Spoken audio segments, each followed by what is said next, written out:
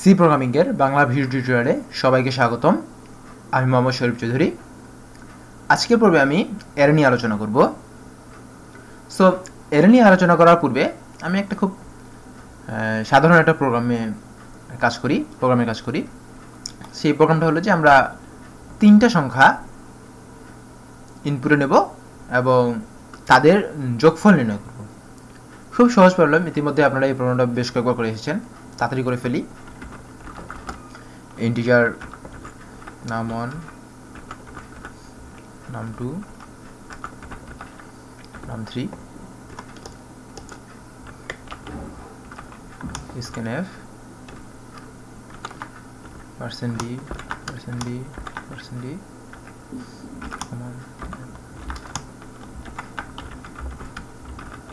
num1, num2,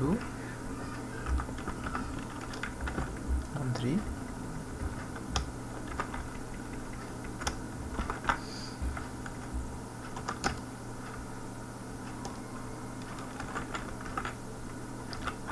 printf, %d, num1 plus num2 plus num3 করতে পারি। আরেকটু সুবিধার জন্য করার পর একটা সাম নামে একটা ভেরিয়েবল নেই। সাম এখানে লিখি সাম equal to num1 plus num2 plus num3 এবং প্রিন্ট করব সাম। বাস।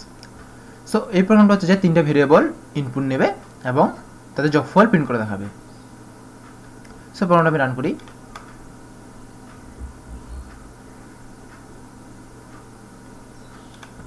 সরি, ব্যাকস্ল্যাশ কোন জায়গায় দিয়েছি। সো প্রোগ্রামটা আমি রান করলাম। সে 3টা ভেরিয়েবল ইনপুট নেওয়ার জন্য ওয়েট করতেছে। এখন আমি ভেরিয়েবল দিলাম 23, 34, 45 এবং শেষে সেগুলো যোগফল প্রিন্ট করে দেখালো। সো এখানে এর কোনো কাজ নেই, এর কাজটা শুরু হবে এখনই। যখন আমি 3টা জায়গায় 4টা ভেরিয়েবল, তখন কি করতে হবে, আমাকে num4 নিয়ে আরেকটা ভেরিয়েবল নিতে লাগবে। %d দিতে হবে একটা বেশি, কমা num4 দিতে হবে এবং এইখানে আরেকটা। ব্যাপারটা এইগুলো ব্যাপার সেরকম না, কিন্তু কঠিন হয়ে যাচ্ছে ধীরে ধীরে স্ক্যানএফে এবং এই ডিক্লারেশনে। এই প্রোগ্রামটা যদি এরকম হয় যে আমাকে n সংখ্যক নাম্বার ইনপুটে নিতে লাগবে, সেই ক্ষেত্রে কিন্তু আমাকে nটাও ইনপুট হিসেবে নিতে লাগবে এবং তত সংখ্যক নাম্বার ইনপুটে নিয়ে সেগুলোর যোগফল প্রিন্ট করতে হবে। এই প্রবলেমটা অনেক বেশি কঠিন হয়ে যাবে, কারণ আমি এখানে জানি না যে স্ক্যানএফে করা ইউজ করবো। ইফ ইউজ কন্ডিশন প্রচুর পরিমাণে পড়ে যাবে। সাধারণভাবে কীভাবে করা শুরু করতে হবে, যে এখানে একটা ইন্টিজার n নিতে লাগবে, n, তারপর কি স্ক্যানএফ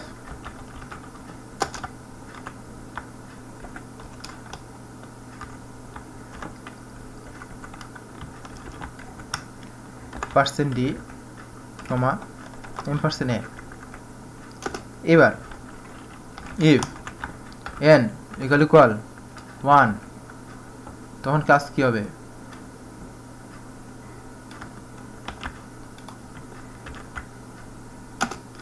স্ক্যানএফ তখন একটা মাত্র স্ক্যান করে নিবে।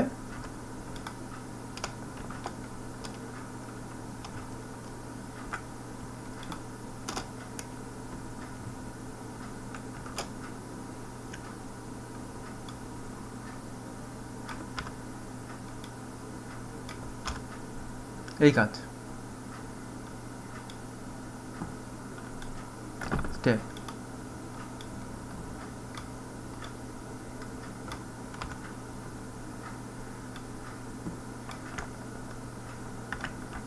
যদি n equal 2 হয়, সেক্ষেত্রে কি দুটো স্ক্যানএফ,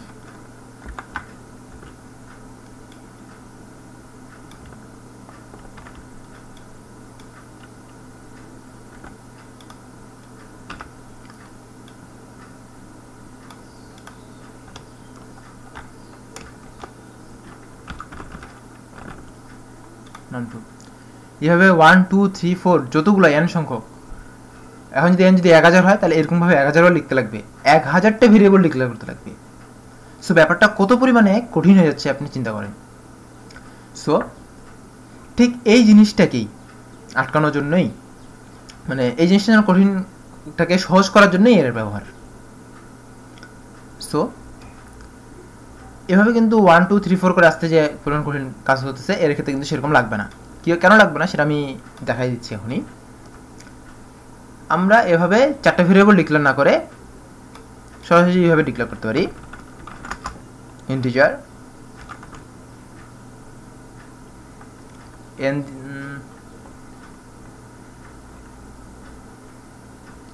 num দিয়ে ইউজ করা হয়ে গেছে। সো আমরা nm দিচ্ছি, nm দিয়ে 4 দিয়ে দিলাম।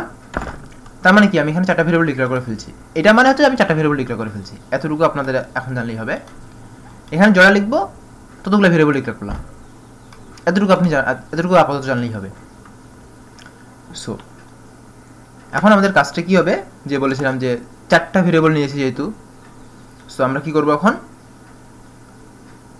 সেই পদ্ধতিতে যে 4টা মান স্ক্যান করে নেব, 4টা মান আমি স্ক্যান করে নেব। সো 4টা মান স্ক্যান করে নিব এবং তারপর কি করব, সামের মধ্যে 4টা মান দিয়ে তারপর প্রিন্ট করব এই কাজগুলো। এখন এটা একটু গভীর থেকে দেখি এই জিনিসটা কি, তাহলে আমরা ওই কাজটা ভালোভাবে করতে পারবো। এটা হচ্ছে আমি ডিক্লেয়ার করলাম num4, এই যেভাবে আমরা এইভাবে ইন্টিজার এগুলো ডিক্লেয়ার করি ঠিক সেভাবে এটা ডিক্লেয়ার করলাম num4 ডিক্লেয়ার করার সঙ্গে সঙ্গে কি হয়েছে, 4টা ভেরিয়েবল আসছে। সো বলেছিলাম যে এটার মাধ্যমে কি হলো, 4টা ভেরিয়েবল ডিক্লেয়ার হলো, কিন্তু কোন 4টা ভেরিয়েবল সেগুলো যদি আমরা জেনে ফেলি তাহলে আমাদের সুবিধা হয়ে যাচ্ছে। ভেরিয়েবলগুলো হলো n m 01 টাইম লাগবে, ভেরিয়েবলগুলো nm 0 nm 1 nm 2 nm 3, এই 4টা ভেরিয়েবল কিন্তু ডিক্লেয়ার হয়ে গেছে।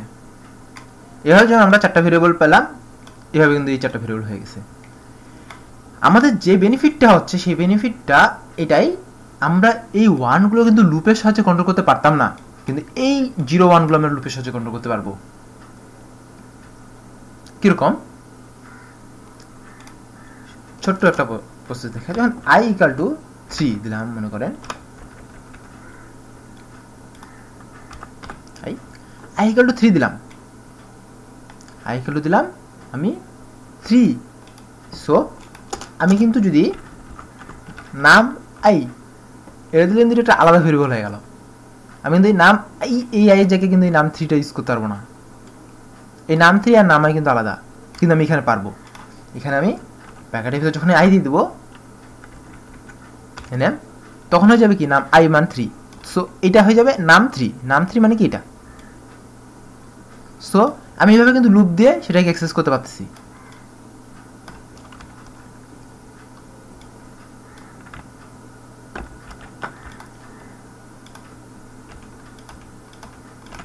আচ্ছা এবার দেখি, একটা i নিয়েছি, সো অ্যাক্সেস করতে স্ক্যান করার ক্ষেত্রে আমি তাহলে কি এভাবে নিতে পারবো, যেমন একটা লুপ চালাবো 4 i = 0 i <4, i <4 মানে কি 0 থেকে শুরু করে 3 পর্যন্ত, <= 3 অথবা <4 i প্লাস প্লাস নিলাম। নেওয়ার পর কি করবো, scanf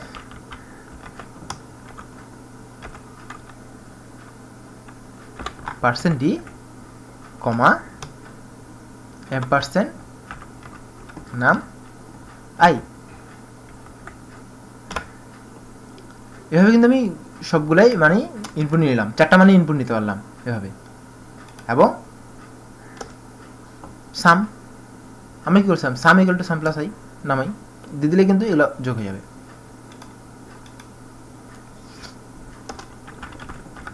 সাম সাম প্লাস নামাই।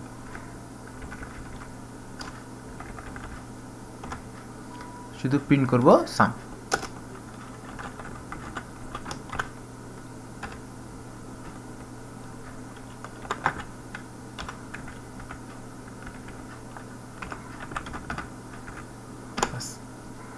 কাজ শেষ।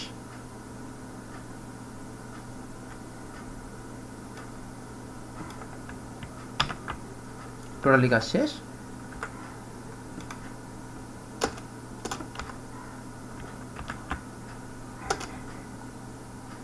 এটা বোঝানোর জন্য রাখতেছি।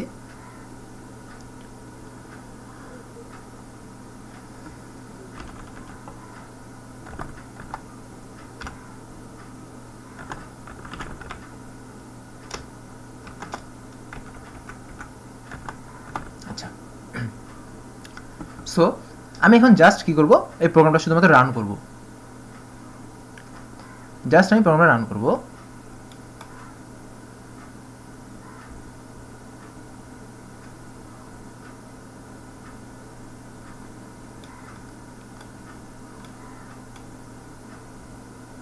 প্রোগ্রাম রান করার পরে আমি এখানে মান দেব। মান কি মান দিচ্ছি? 1 2 3 4। সরি, এখানে ভুলটা হয়েছে, এই কারণে আমি সামের মান 0 করে দিইনি। সামের 0 করে দিইনি। সামের 0 করে দিলেই সমস্যা হতো না।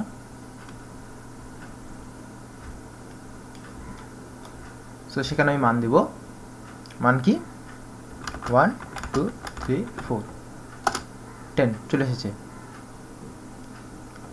এবার আমি মূল কথায় আসি, আসলে কাজটা করলো কিভাবে। যদি আমি এটা বোঝাতে পারি আপনাদেরকে যে আসলে এটা কিভাবে কাজটা করলো, সো আপনি বুঝে যাবেন যে আসলে এর কাজটা কি, ভবিষ্যতে আর সমস্যা হবে না।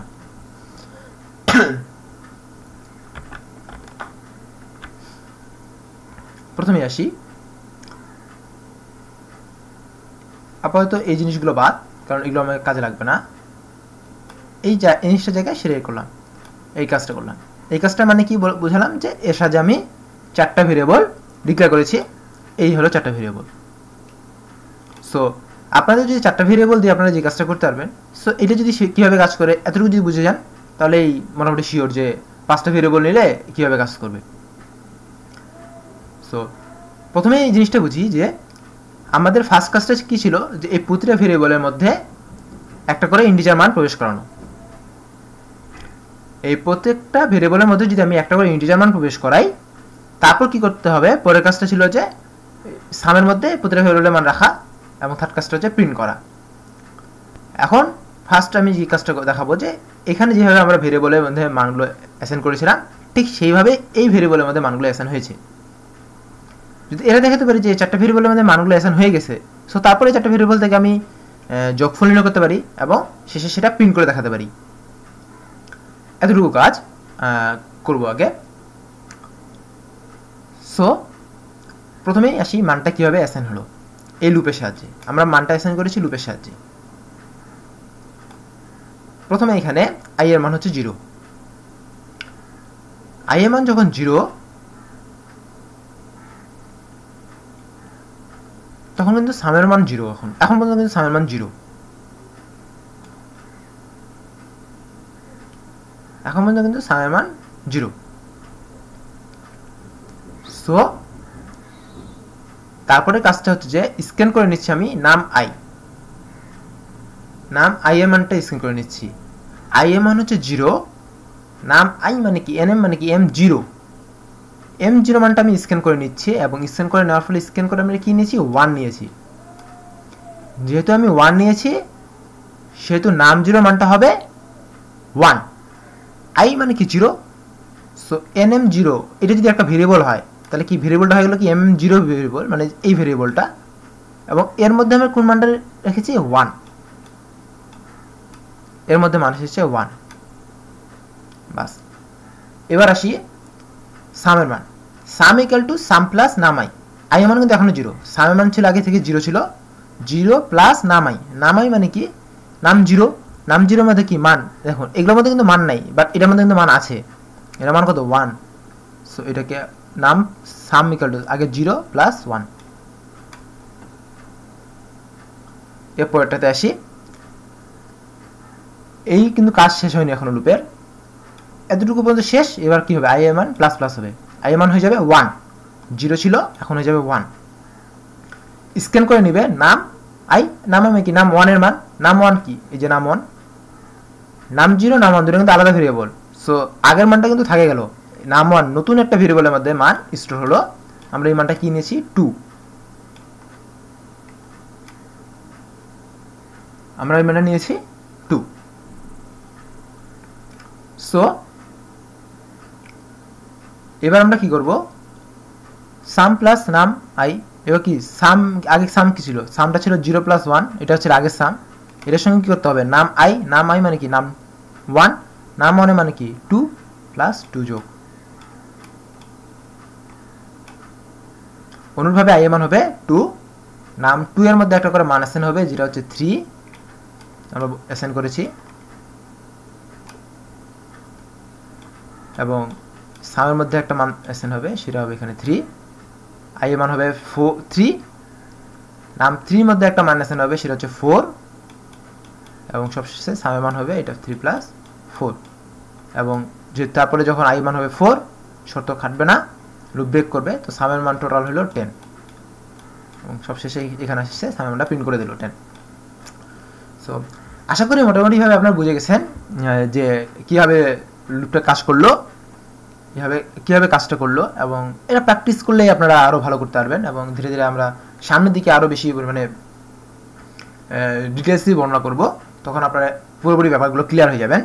তো আপাতত বলি যে এই জিনিসটা ভালো করে বোঝার চেষ্টা করুন, কারণ বেসিক জিনিসটা যদি আপনি না বুঝেন তাহলে ভবিষ্যতে অনেক বেশি সমস্যা হয়ে যাবে। আরেকটা জিনিস যেটা হচ্ছে যে আমরা এখানে 4টা ভেরিয়েবল ইউজ করেছি, আমরা এখানে 100টা ভেরিয়েবল ইউজ করতে পারি, সেক্ষেত্রে আমাদেরকে কিন্তু এখানে ডিক্লেয়ার করে দিতে লাগবে। এই ডিক্লেয়ার করার উদ্দেশ্য হলো যে আমি 4টা ভেরিয়েবল ডিক্লেয়ার করে রেখেছি, আমি এখানে 4টা ইউজ করতে পারি, 3টা ইউজ করতে পারি, 1টা ইউজ করতে পারি, বাট আমি 4টার বেশি ইউজ করতে পারবো না। আমি 100টা ভেরিয়েবল যদি ডিক্লেয়ার করে রাখি তার মানে হচ্ছে আমি 100টা ভেরিয়েবল ইউজ করতে পারি, একটা ভেরিয়েবল ইউজ করতে পারি, কোনো ভেরিয়েবল ইউজও না করতে পারি, বাট 101টা ভেরিয়েবল আমি কখনো ইউজ করতে পারবো না। আরেকটা ব্যাপার সেটা হচ্ছে যে এই নাম 4 এটা হচ্ছে ডিক্লেয়ার করার ক্ষেত্রে শুধুমাত্র এরকম করে দেখা হলো, নাম 4 নামে কিন্তু আসলে কোনো ভেরিয়েবল হবে না। নাম 4 মানে হচ্ছে নাম 0 থেকে শুরু করে নাম 3 পর্যন্ত মোট কত সংখ্যক, 4 সংখ্যক, 4টা। এখানে নাম 4 মানে কি নাম 0 থেকে শুরু করে নাম 3 পর্যন্ত মোট 4টা ভেরিয়েবল আমি ডিক্লেয়ার করেছি, সেখানে নাম 4 নামে কোনো ভেরিয়েবল নেই। এবং এই নাম 1 এগুলো হচ্ছে পার্টিকুলার একটা করে ভেরিয়েবল, এই নাম 1 এর মধ্যে কিন্তু আবার নাম 0 নাম 1 এরকম কোনো কিছু নেই, নাম 1 মানে শুধুমাত্র নাম 1ই। সো আপাতত এই পর্যন্তই, সাধারণ বেসিক ইনপুট আউটপুট দেখিয়ে দিলাম। সো দেখা হয় পরের টিউটোরিয়ালে।